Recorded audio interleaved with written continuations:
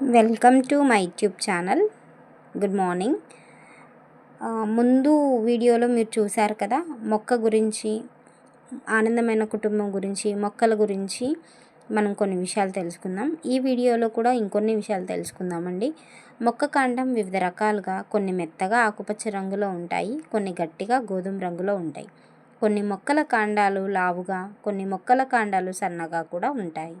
గట్టి కాండం కలిగి బెరడుతో కప్పబడిన మొక్కల్ని బ్రాను అంటాం. ఎగ్జాంపుల్ చింత చెట్టు, మర్రి చెట్టు. ఇవి ఎలా బ్రతుకుతాయి అంటే విత్తనాల ద్వారా. అంటే మనం చింతపండుని కానీ మర్రి చెట్టు విత్తనాలని కానీ వేరే చోట వేయడం వల్ల అవి ఈజీగా మొక్కలు మొలకెత్తుతాయి. అలాగే గట్టి కాండం కలిగి గుబురుగా పెరిగే మొక్కల్ని పొదలు అంటాం. ఎగ్జాంపుల్ గులాబీ, మందార. వీటిని మనము కాండం ద్వారా కొన్ని రకాల మొక్కల్ని పెంచుతూ ఉంటాం. ఆకులని ఆహార కర్మాగారాలు అంటారు. ఎందుకంటారు అంటే మనం ముందు వీడియోలో చూసుకున్నాం కదా, ఆకులలో పత్రహరితం, క్లోరోఫిల్ ఉండడం వల్ల సూర్యరశ్మిని తీసుకొని ఫుడ్ని ప్రిపేర్ చేసుకుంటాయి. అందుకనే వీటిని ఆహార కర్మాగారాలు అంటాము. మొక్కల యొక్క ఎండిపోయిన ఆకుల నుండి ఎరువుల్ని తయారు చేస్తారు.